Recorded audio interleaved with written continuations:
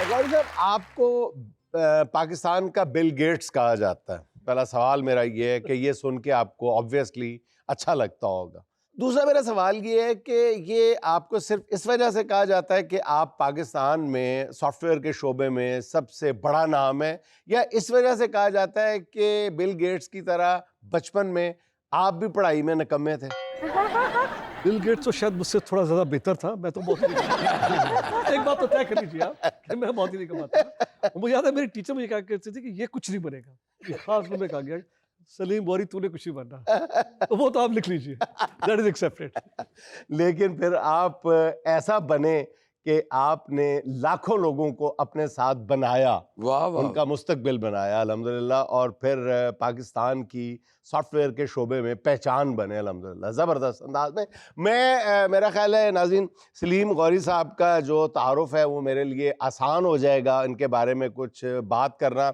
अगर मैं आज से कमोबेश 2 साल पहले फेसबुक पे मैंने गौरी साहब के बारे में एक पोस्ट की थी, वो मेरी गौरी साहब से पहली मुलाकात थी। तो उसके बाद जब ये मुझे सी ऑफ करने आए तो इनकी गाड़ी में 2 गुलदस्ते रखे हुए थे। अच्छा। तो इन्होंने कहा जी आज वैलेंटाइन डे है।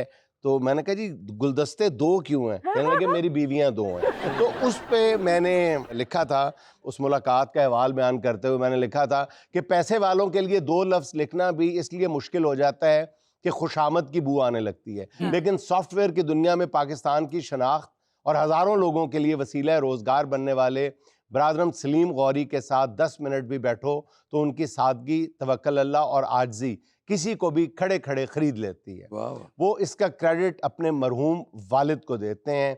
लेकिन नाज़रीन, ये भी सच है कि बीवियां 2 हों तो चंगेज़ खान में भी आजिज़ी आई जाती है।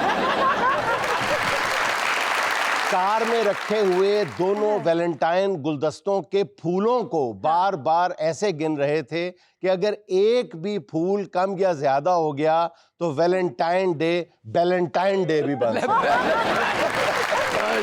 ये तो जिसमें गुजरती है उसको पता होता है। अच्छा जी, जब आपने 2 गुलदस्ते रखे थे ना, उसके बाद जुनैद भाई को भी ये ख्याल है कि मैं भी 2 गुलदस्ते रखूं।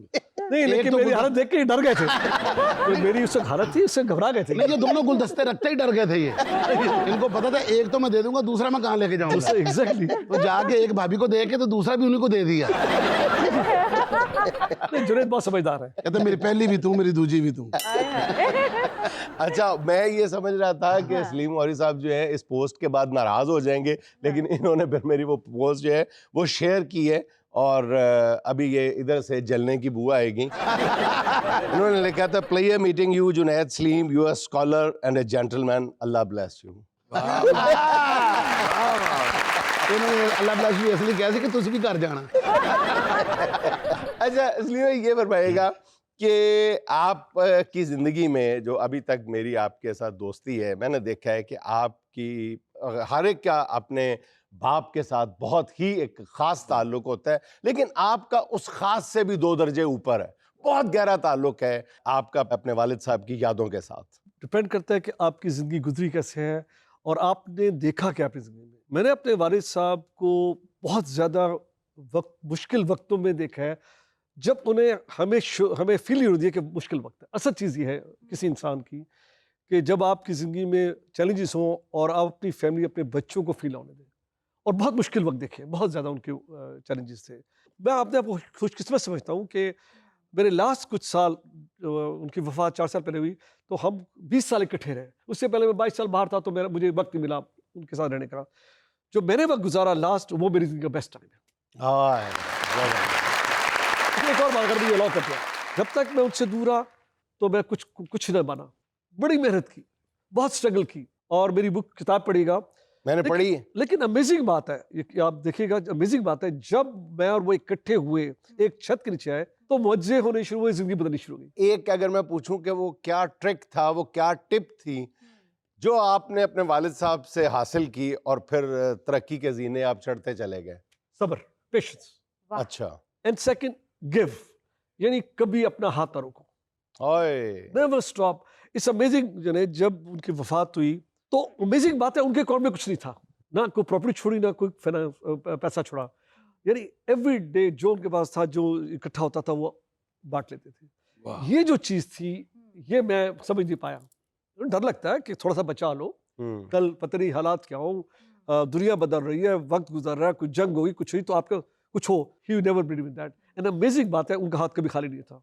इससे बड़ा लेसन मैंने देखा। और फिर आपने अपने वालिद साहब का ये दिया हुआ सबक जो है ये पल्ले बांध लिया, और फिर आपने अल्लाह की राह में किसी ना किसी अंदाज में ऐसा कंट्रीब्यूट करना शुरू किया कि लेने वाले थक गए लेकिन देने वाला हाथ नहीं थका। वाह वाह। चाहे वो ट्रेनिंग की शक्ल में हो, चाहे वो पैसे की शक्ल में हो, चाहे किसी भी शक्ल में हो, और वो प्यार की शक्ल में हो, यानी भाभीियों के अलावा भी। नहीं, ये बात आपने जरूर दोबारा कही।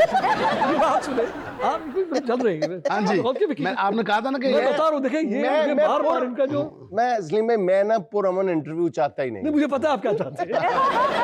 उन्होंने उस बात की तायद कर दी जो आपने मुझे कहा था, देखिए, इधर से जलन बार-बार आएगी। देख रहे हैं। अब जलन उधर चली गई है जहां उसका ठिकाना था। देखा? अच्छा, हम बात बदल रहे हैं, वो बात वही लेके आ रहे हैं। भाई लेकर आए।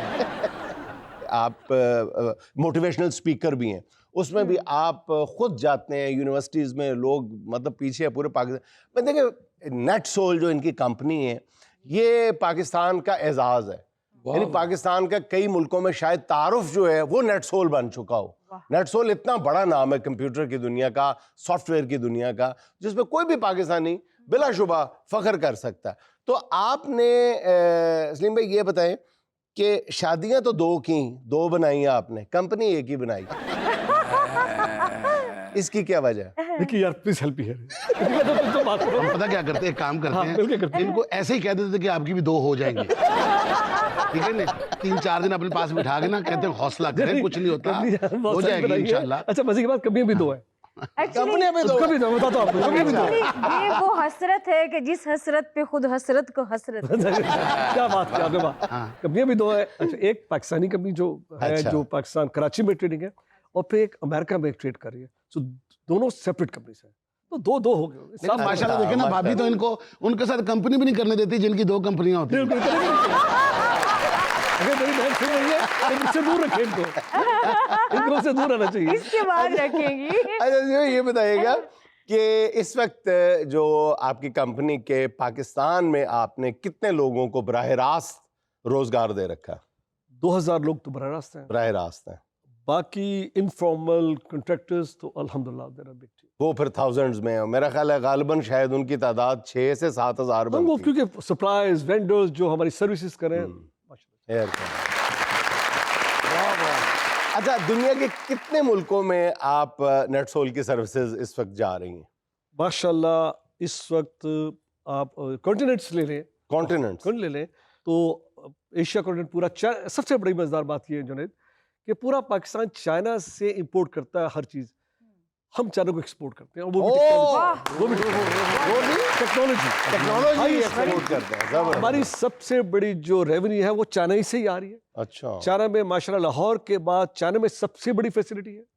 चाइना में 100 इंजीनियर्स चाइनीज काम कर रहे हैं उस कंपनी में, और सबसे बड़ा कस्टमर बेस इस वक्त चाइना में है। चाइना की फाइनेंशियल जो लेंडिंग मार्केट है उसमें 90% कस्टमर्स नेटसोल के पास। चाइना को ही भेज देते हैं। तो जबरदस्त, माशाल्लाह हमारी सबसे बड़ी एक्सपोर्ट चाइना है। माशाल्लाह। अच्छा, दुनिया के अक्सर मुल्क जो हैं वो चाइना से चीज़ें मंगवाते हैं और चाइनीज़ मिटा के ऊपर से अपना नाम लिखते हैं, अपनी लैंग्वेज लिखते हैं और दूसरे मुल्कों को भेजते हैं, कई मुल्कों को भेजते हैं। तो आप चाइना से मंगवा के कहीं चाइना को तो वापस नहीं करते? नेटसोल का फर्क ये है आईटी कंपनी में कि हम सर्विसेज नहीं देते, हम प्रोडक्ट बेचते हैं। प्रोडक्ट बेचते हैं। प्रोडक्ट भी वो जो आपने खुद डिजाइन की हो, खुद क्रिएट की हो, और जिसकी वैल्यू मिलियंस में हो। अब पाकिस्तान में बहुत कम ऐसी प्रोडक्ट आप बेचते हैं। नेटसोल अपना जो सॉफ्टवेयर बनाता है उसकी वैल्यू $10 मिलियन से ऊपर जाती है, वो एक लाइसेंस की, और वो उस पर मेड इन पाकिस्तान लिखा होता है। जबरदस्त। बड़ी प्राउड, पूरी दुनिया में हम जहाँ जाते हैं हम बताते हैं कि ये मेड इन पाकिस्तान है, और ये लाहौर में हमारा सेटअप है, वहाँ डेवलप होती है। अच्छा, एक मैं सवाल आपसे पूछना चाहता हूँ, उन लोगों की तरफ से जो लोग कुछ करना चाहते हैं, जिनके पास मेहनत भी होती है लेकिन हाथ कहीं नहीं उनका जाता, तो इस तरह का कुछ बन नहीं पाते। आप ये बताइए कि आपकी ये जो कामयाबी है इसकी बेसिक वजह क्या है? देखिए, इसमें जो बताऊँ सबसे बड़ा जो इशू हम सब के लिए है कि हमें हर चीज़ में जल्दी कामयाब होना है। हाँ जी।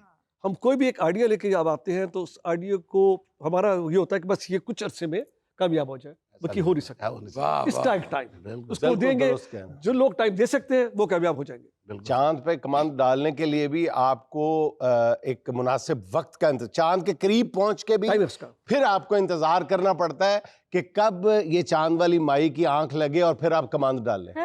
ये फिर माइकल जो भी चाहे अब यहाँ पर मेरा एक सवाल ये उठता है कि आपको पीएचडी करने के लिए मतलब मैट्रिक करनी पड़ती है, एफए करना पड़ता है, मैथ्स कॉम करने के लिए भी आपको इसी तरह प्रोसेस से गुजरना पड़ता है।